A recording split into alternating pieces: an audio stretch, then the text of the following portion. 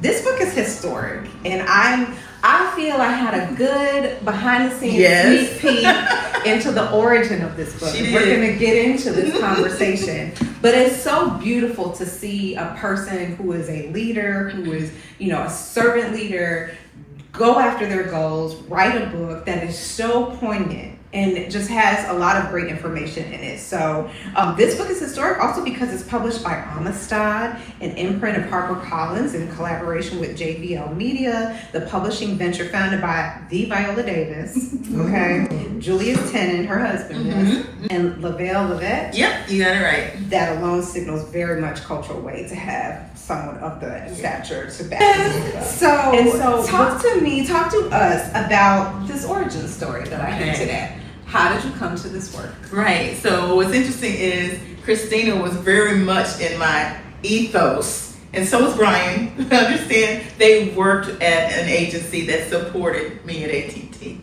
but they were very much in the environment where this was all happening.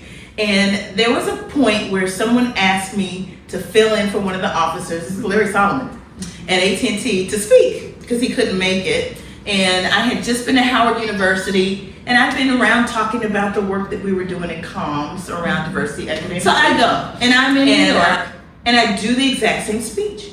And after it was over, the social media manager, who was back there counting the impressions and all that kind of thing, comes up to me and says, "Do you know you racked up 25 million impressions in 45 minutes? You were just standing there.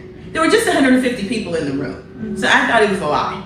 I was like, "No, couldn't be." He turns his laptop around like this. He said, "See." And someone leans in and says, "Where did you learn to speak like that?" And it didn't come to me because this was the second time I'd done a keynote. Mind you, lectured in colleges, boardroom presentations, fireside chats, but not a keynote. So the only thing I could come up with was, well, I'm a corporate media trainer. I train C-level people to get up on platforms. But that didn't make sense because that's me teaching them. So I sat with that for a couple of weeks. And one day it hit me. I was like, oh my goodness. I learned how to speak in the church. I was 14 years old when they tapped me, like they tapped everybody else at that age, to go teach an adult Sunday school class. There were doctors, attorneys, PhDs, educators in that room, and you had to bring it. And if you didn't, they pull you to the side. They say amen anyhow, baby. Amen. But they pull you to the side. They're like, that wasn't right. So here's what you need to do. And they coach you, send you right back in. Then I got curious. I said, well, we did that at Good Street. I wonder how many other churches did this. And so the insight is that little people get big jobs. There's a Happy Meal version for every adult ministry in the Black church. So then I wanted to know, what else did we learn?